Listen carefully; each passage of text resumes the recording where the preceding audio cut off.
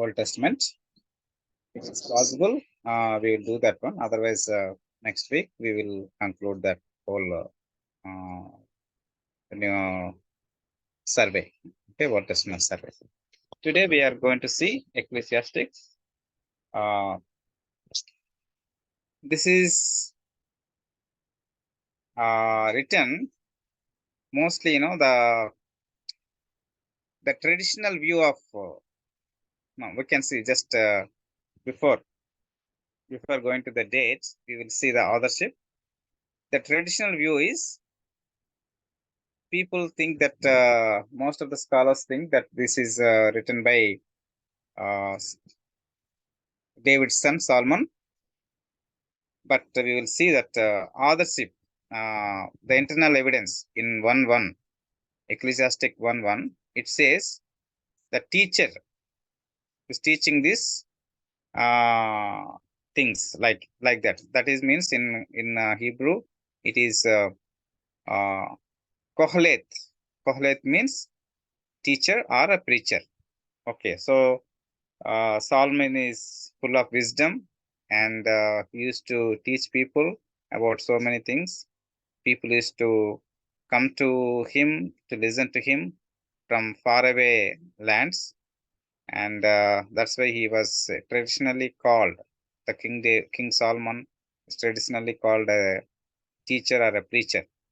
Okay, so that's why these two books like Song of Solomon and also this Ecclesiastics written by Solomon. Okay, however, we will see the book begins by identifying Kohelet as the son of David, king in Jerusalem. This has led many to believe that Kohelet is actually King Solomon, the son of David, who is renowned for his wisdom. However, there are also several reasons to doubt this identification. Okay, there are number of Arabic words which were not in common use in Hebrew. Okay, until after the Babylon exile. See, Solomon was he lived in a pre-exilic period. But we will see the Aramaic words. Okay, so that's why some people says that it may be in written during 6th century BC. Okay, this suggests that the book was written after the exile, which should mean that it could not have been written by Solomon. The date, probably the book's Aramaic vocabulary and its use of Persian loan words suggests that it was written sometimes during the Persian period, so 5th to 4th century BC. That means after Babylonian Empire. Okay, Medo and Persian people who ruled was who was raised as superpower during that time, 5th and 4th centuries BC. So probably that time somebody written. However, some scholars have argued that the book could have been written even later during the Hellenistic period. Even they'll see some 3rd and 1st century BC. Some words, Hellenic words. Hellenic means Greek words. Greek words they found in this book. Okay, so the thought was seen in this book. Okay. Okay, setting. So the book does not explicitly state that where it is written. However, the book's use of Aramaic and Persian loan words suggests that it was written in a region that was under Persian influence. So it was written in a Persian influence. This suggests that the book was written somewhere in the Middle East. Okay, probably maybe in Jerusalem or Babylon. So all that area was under influence of Persian influence. Okay, the words were there. Okay, so outline of the Ecclesiastics. First chapter 1 to 12, it says that it introduces the author. Okay. So, and he starts the book with a pessimistic thought, thinking the futility of the life under the sun. Okay. Pessimistic thought. He started this book with a pessimistic note, and he continues that one till second chapter 26. He speaks about the vanity of life. The teacher recounts the pursuit of wisdom and pleasure only to find them both empty and meaningless. Okay.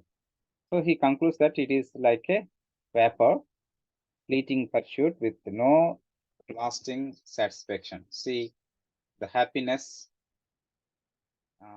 the pleasure. So all this actually, it's like a vapor. It will not permanent.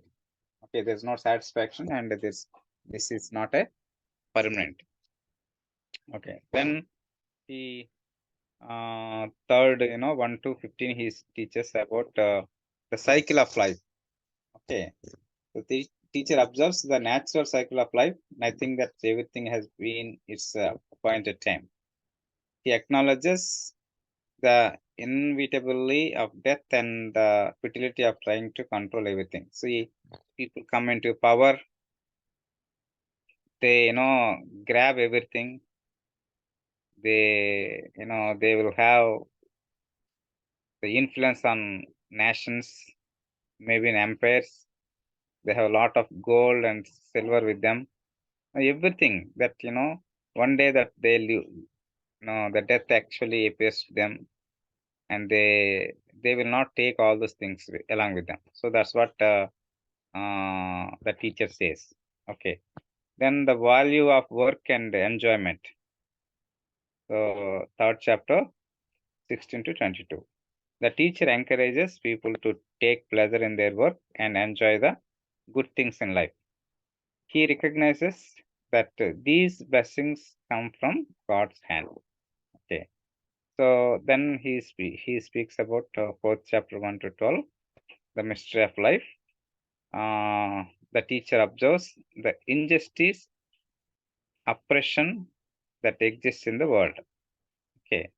So that we already, studied a lot in minor prophets and major prophets.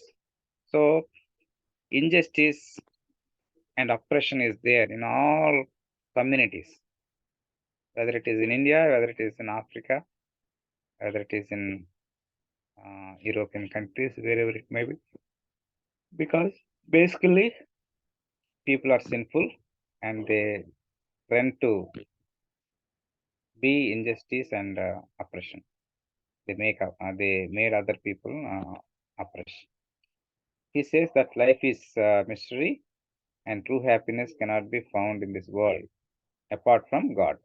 Okay, that's what he says. Okay, then fourth chapter 13 to 16.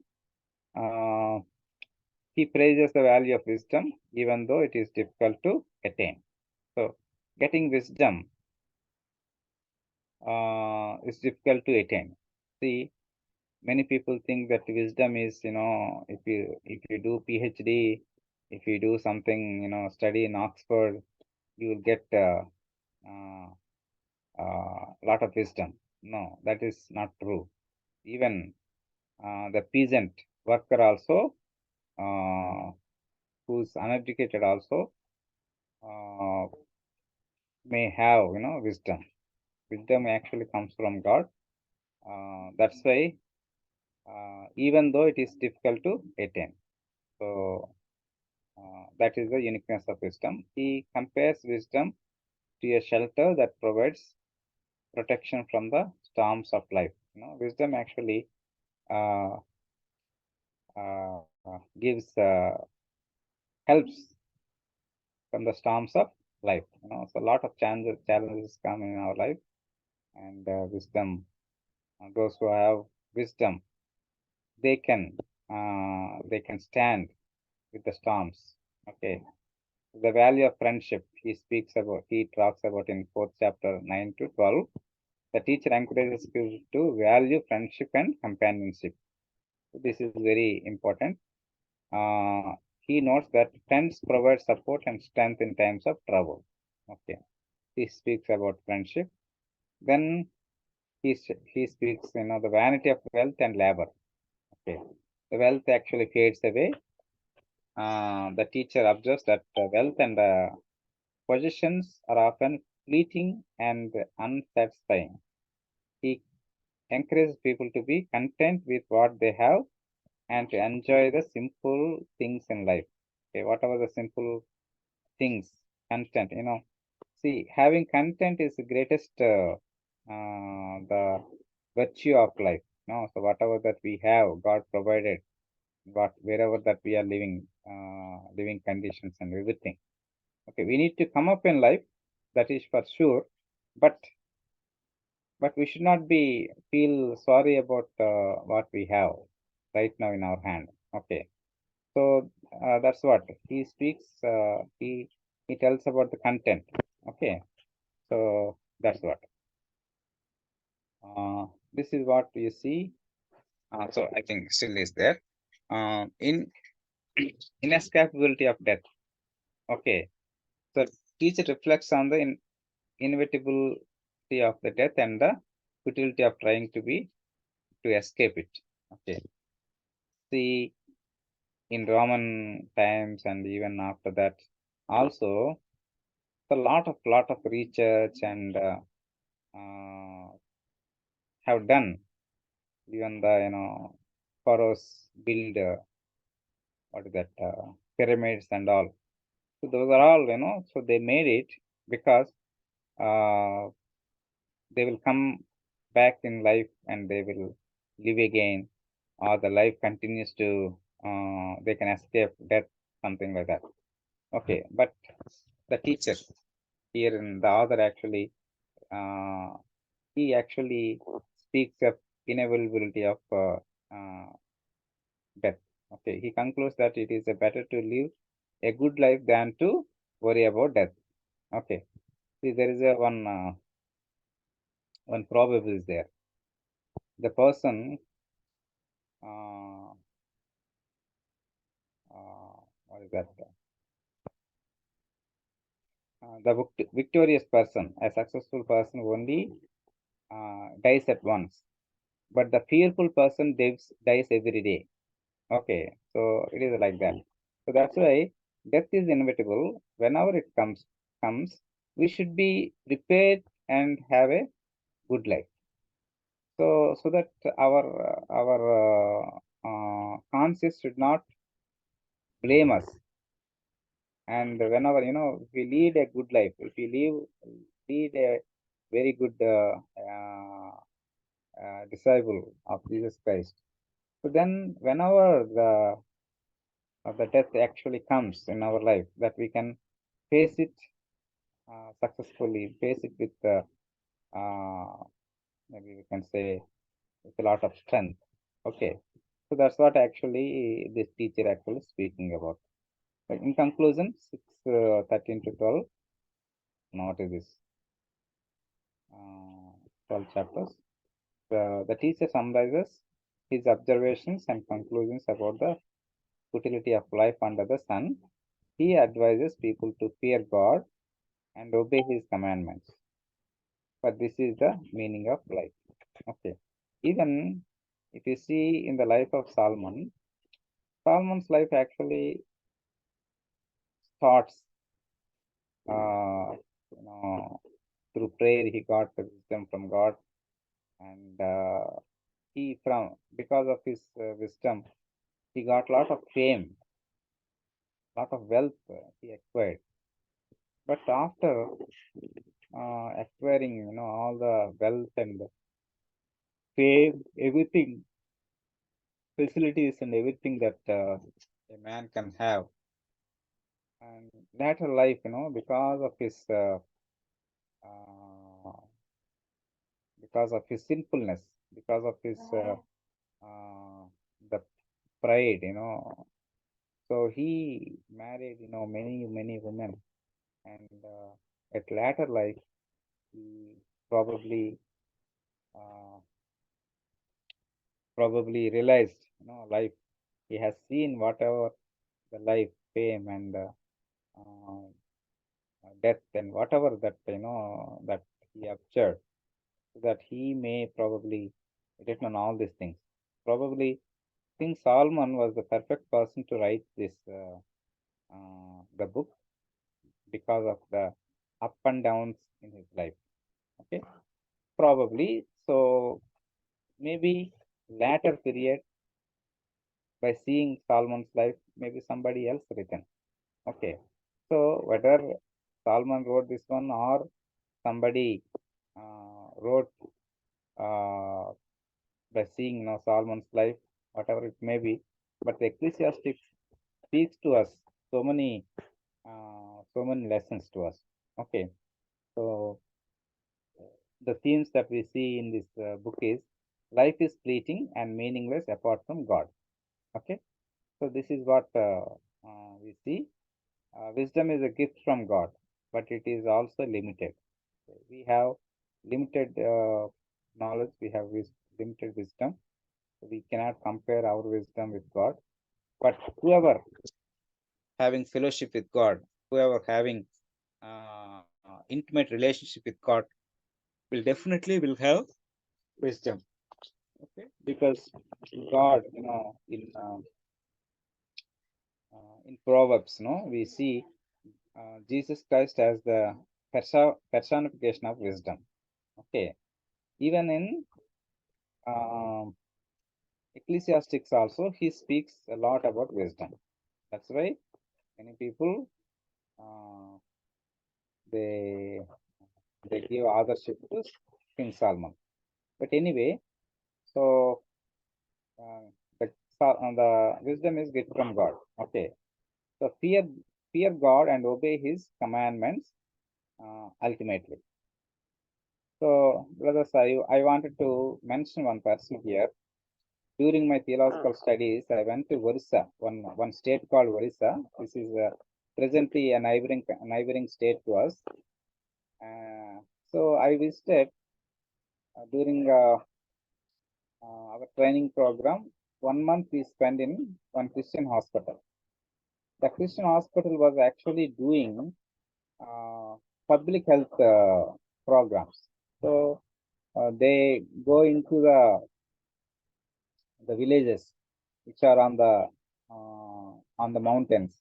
No, the people cannot come to the towns to uh, be there, no. So to come, it's very difficult for them to travel to come to the towns in the plains. So I visited. Sometimes we used to walk, maybe even one time we have walked actually 8 miles and not 8 kilometers, and return 8 kilometers we walked. Okay, so during the time I met one of the tribal leader there. Okay, uh, in that village, one of the villages, he was a tribal leader for nearly uh, maybe 30 or 35 villages in and around that places. Okay, so he was not a Christian.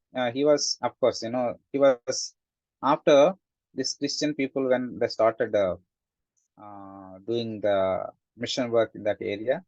He became a Christian. He was not a, uh, he was, he was not literate. He didn't. He is a illiterate person. Uh, so I had a deep, so I had a very good time of. I had a very good time I spent with him, listening to him. So he shares, so many things about community life, and so the community life, how they actually live, though they do not have any consciency and all, no. So that's all wisdom, that comes from God to them. I was really wondered, we are all educated, and we are not like, bound to the rules and regulations of the community. But these people, they abide, all those rules and regulations, and they live for one another, and how they actually uh, the communal harmony that they have in their villages and all. So that is actually wisdom from God. That's what we see.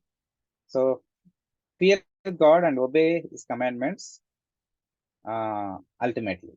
So that is very, very important. Life is ultimately a mystery, and we must trust God's sovereignty. Okay. Whatever happens in our life, whatever the unimaginable situations happen in our life. Okay. Sudden death of our dear ones, maybe sudden loss of our all the property, and whatever the sudden things in our life happen in our life, we should trust in the God's sovereignty. That is very, very important in our life, friends. So that's what this book actually teaches about. These are the themes, wonderful themes. I think many of us, we hardly read this book. Okay, we hardly read this book. But so this has,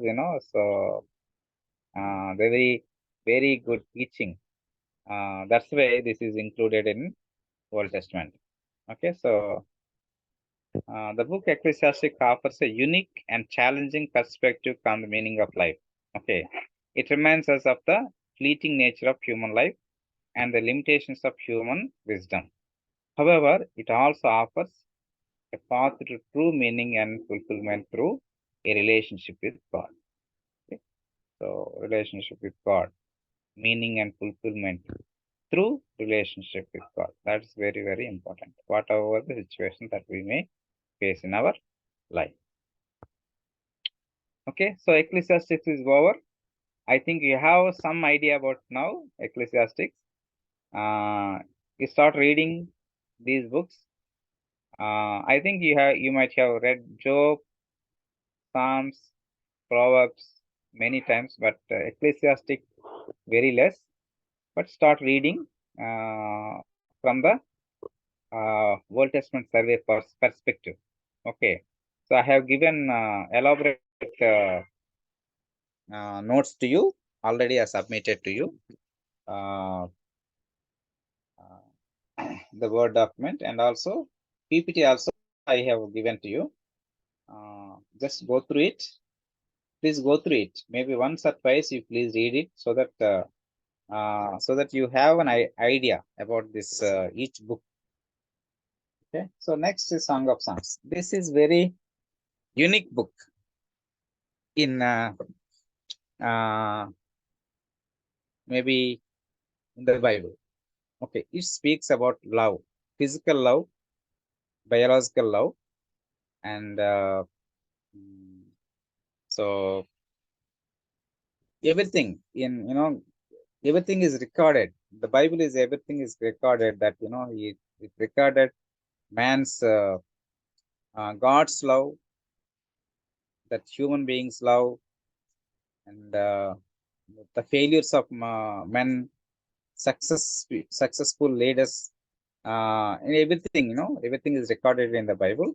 So it is very important for us to take and learn from these scriptures in our practical life.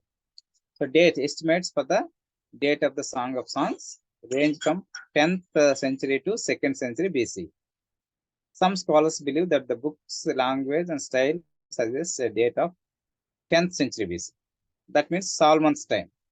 Okay.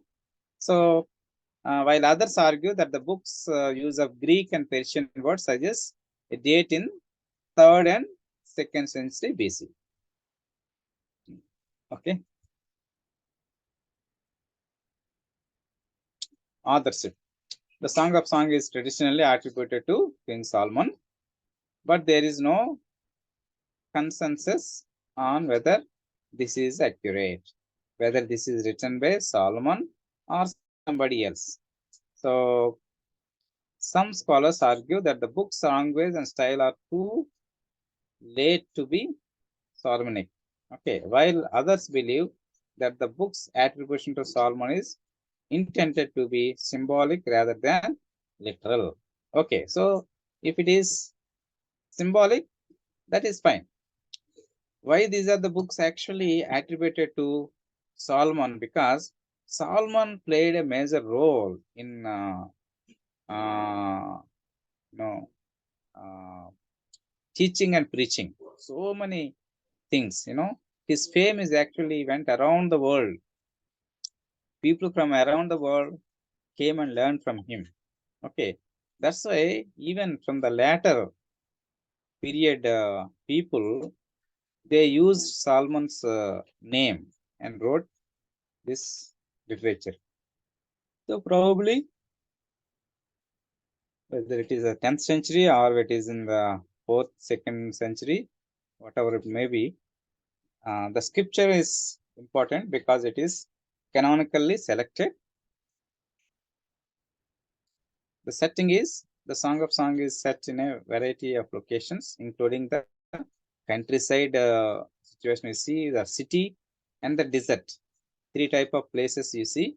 The book's use of imagery from the natural world suggests that it was written in a rural setting. The first setting, it is in countryside. Then it is like a cinematic, So in any cinema, actually, different places it will go, right? Uh, some instant happened in a countryside. Next moment in city side. Next moment in desert. Like that, cinematically, this book was written. Okay, so outline. You will see outline. Introduction 1 to 8. The woman expresses her longing for her beloved. Okay, so then the man praises the woman's beauty. The woman declares her desire for the man's love. Okay, so this is first chapter, 8th verse till 8th verse. Second portion is the courtship, maybe their relationship. The man and woman exchange compliments. Woman describes the beloved's physical beauty. The man describes the beloved's spiritual beauty. Woman expresses her longing for her beloved. The man calls out to his beloved. Okay, the woman rejoices in the presence of her beloved. So, and from 3rd chapter onwards till 5th chapter, verse 1, you see the woman is the wedding happens. The woman is carried away to the wedding. The man praises his beloved at the wedding. The woman praises her beloved at the wedding. The marital bliss after marriage. So their joy, So the woman describes the joy of marital intimacy. The man praises his beloved's beauty. The woman expresses her love for her beloved. The man praises his beloved's beauty. Okay. So then trials and temptations. After marriage, trials and after sometimes, trials and temptations will be there definitely in any marriage. So you'll see the woman's beauty attracts the attention of others. The man and woman reaffirms their love for each other. So then again, chapter 8, 5 to 14. The woman expresses her desire for her beloved. The man and woman reminiscence about their courtship. The woman affirms her love for her beloved. Okay. Conclusion, 8th chapter till 17. The man praises his beloved's beauty. The woman declares her love for her beloved. Okay, so this is how you will see uh, one young man and young woman, both of them before marriage, they longing for each other, and then they are in dating.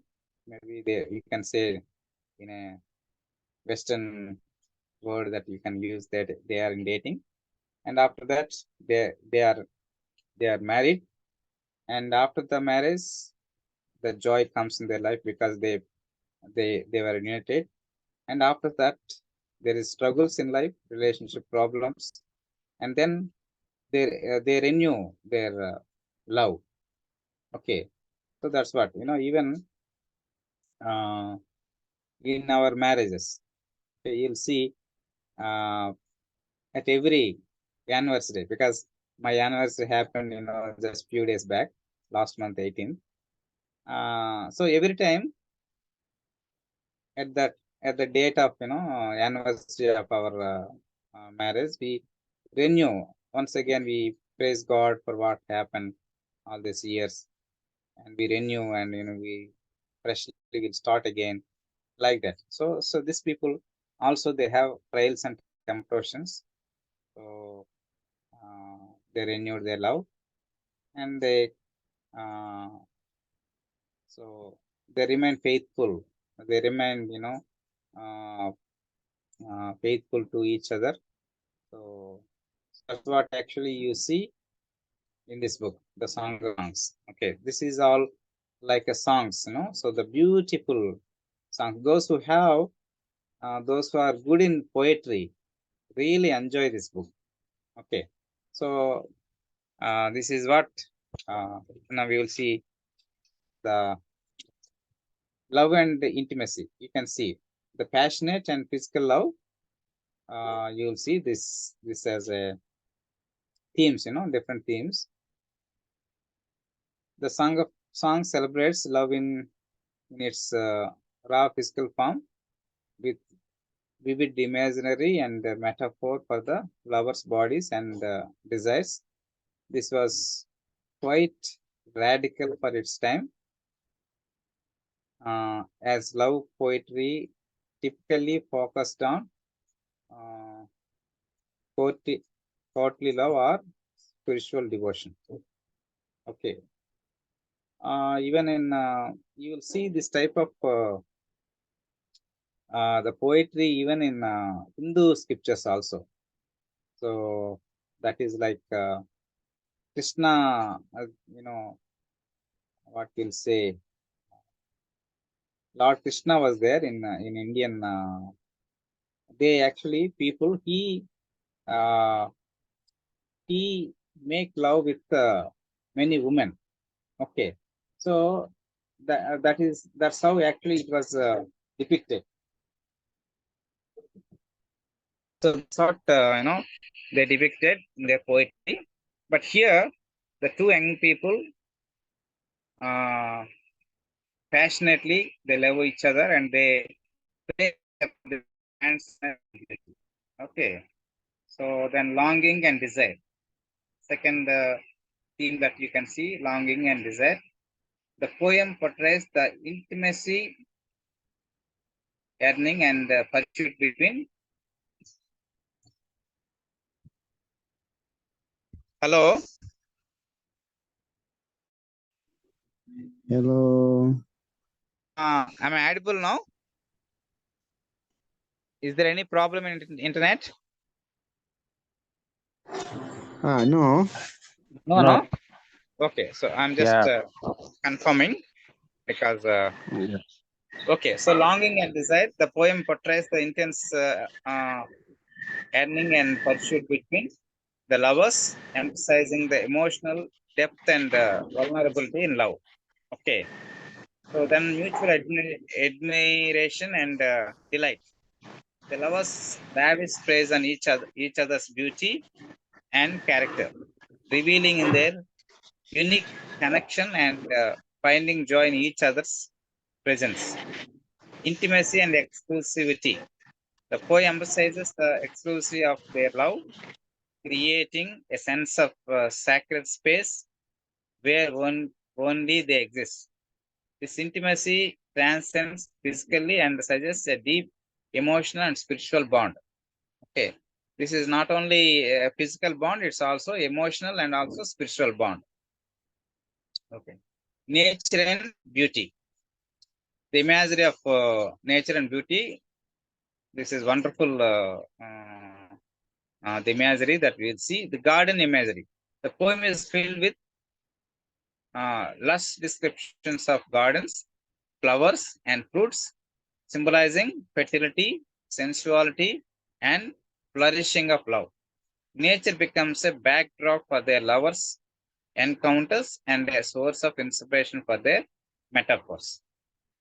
Then sensory details. The poem applies to the senses through vivid descriptions of sight, smell, touch, and taste, creating an immersive experience for the reader and drawing them into the lover's world. Okay. Symbolism and allegory. Okay. Different interpretations we can see. The Song of Songs has been interpreted in various ways throughout history. Some see it is a literal celebration of human love, while others view it as an allegory for God's love for his people or the relationship between Christ and the church. So this is a symbolism. Okay. Rich imagery. The poem uses symbolic language such as animals, spices, the precious stones, the convey deeper meaning about love, desire, and beauty. Okay. Other themes that we see, the faithfulness and commitment. Despite the sensuality, the poem suggests a deep commitment and faithfulness between the lovers. They overcome challenges and external pressures, signifying the enduring power of life. Celebration of life. The poem ultimately celebrates life, joy, and the beauty found in physical and emotional intimacy. It encourages embracing pleasures and sensuality as gift from God. Okay, it's important to remember that these themes are intertwined and open to interpretation. The beauty of the Song of Songs lies in its evocative language and its ability to speak completion about love, desire, and divine.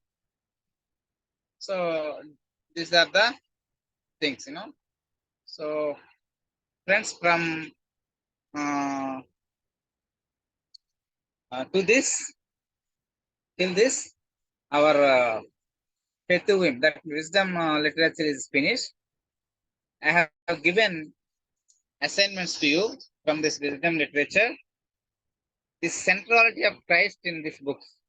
Okay, so that's what I'm given.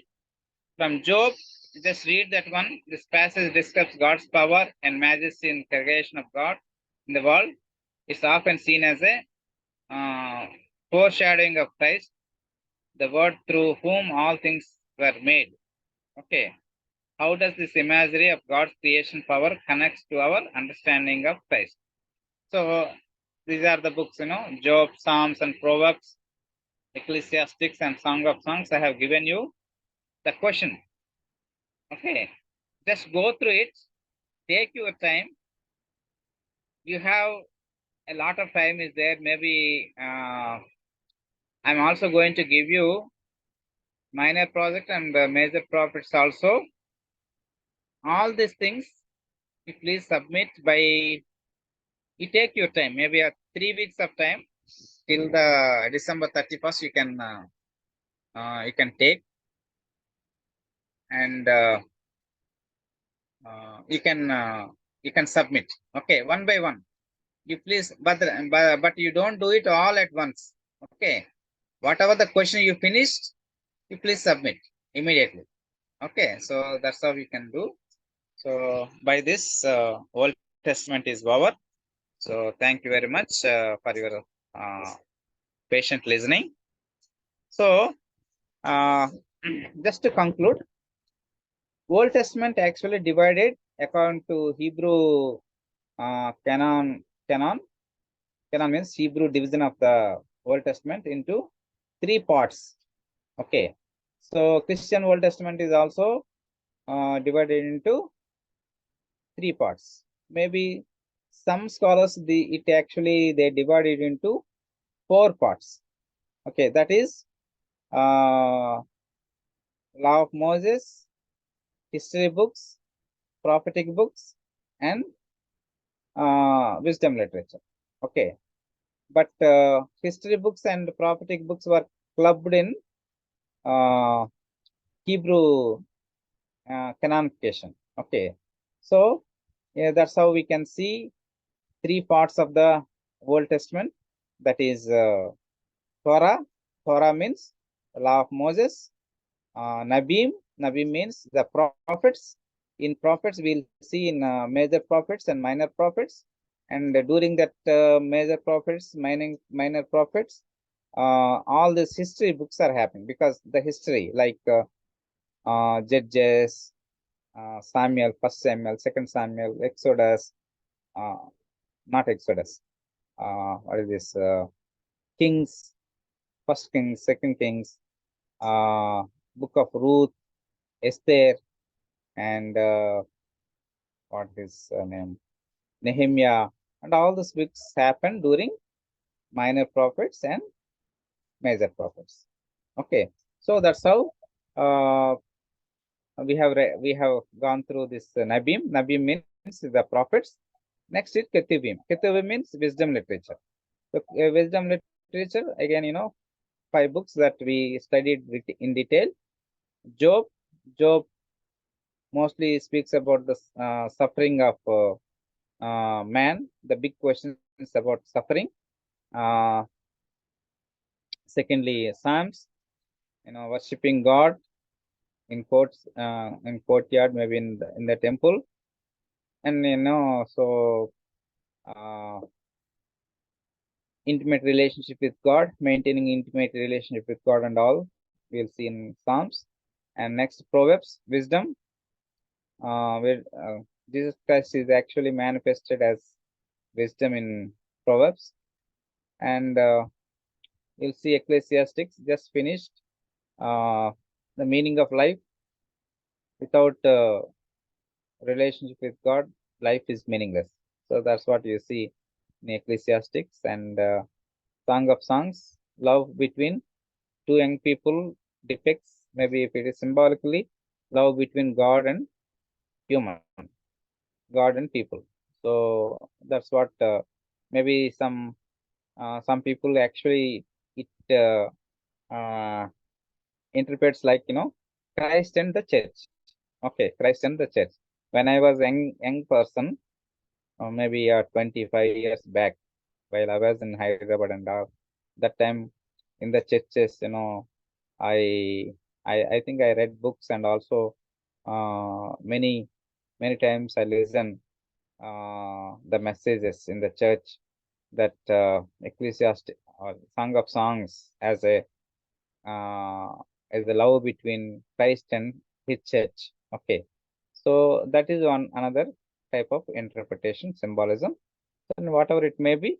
Uh, the Old Testament actually it helps us deep understanding about God. It starts with God actually, creation, God, and the fall of the mankind, and after that you'll see the 11th Genesis 11th chapter, the division of people.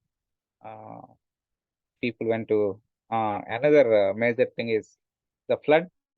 After the flood, 11th chapter, Babel, and after that, 12th chapter, you will see the story of Abraham.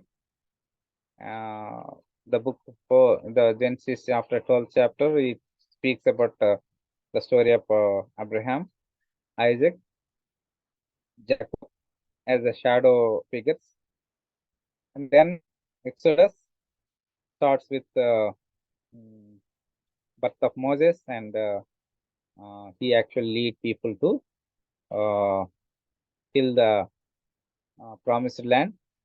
Then Judges starts. Uh, no, in and after that you'll see Deuteronomy and other.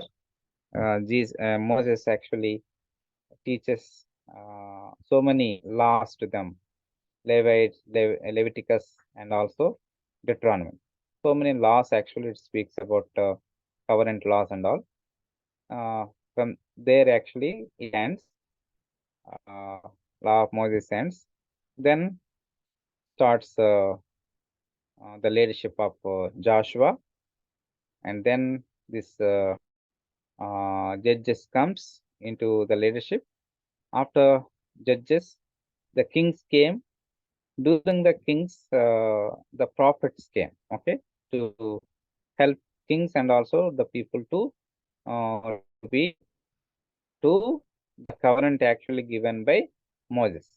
Okay, so they helped bringing message from God to the people, but people were sinning and they listened to God. Always they were actually step apart. Then actually punishes them, and he has given them as a to Babylonians. They went to the north, uh, went to Assyrian captivity. The southern later went to Babylonian captivity. So then comes Medo-Persian kingdoms.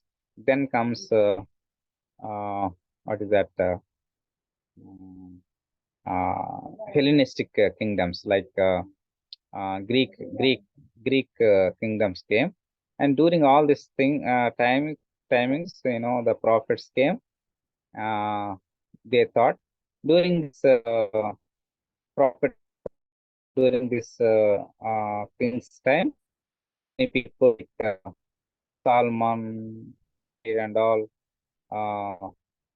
uh, they use their imagery. They wrote poems. So the poems were written, and it was considered as wisdom literature. Okay, so wisdom literature actually make it bridges the gap between the law of Moses and also the prophets. Okay, so it is beautiful readings that we can enjoy while reading these books. So this is what Old Testament. After the Old Testament, you will see there is a gap between the Old Testament and New Testament. There are 400 years gap is there, and 400 years of we can see the imaginary 400 years gap is there. The same 400 years Israel people were there in Egypt as slaves. Okay, so after 400 years, Jesus came into this world. That during the time of Roman Empire. Okay, the Hellenistic Empire is over. Then comes Roman Empire. Roman Empire is one of the strongest empires uh, to that point in the world. So during that time, uh, Jesus Christ came. So the Romans ruled this world for so many years. The southern after 300 years, Roman government is also split into two. The northern kingdom actually ruled 1300 years, and I think 13 or 1100 years. The southern kingdom only ruled this world only 300 years. So that's how during the Roman Empire time, the roads were actually connected all over the world. Okay, so that's why there is a one proverb there. All roads connect to Rome. Okay, so that's after Jesus came to this world.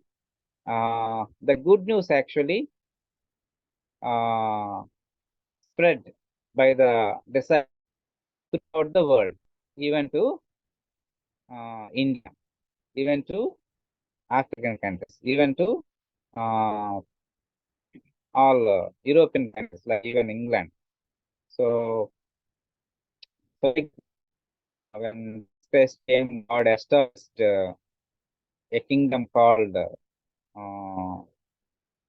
Roman Kingdom, uh, who actually made roads to all over the world, and all the world is connected to the Rome because Rome was the ruling place, and we were to this world by that time.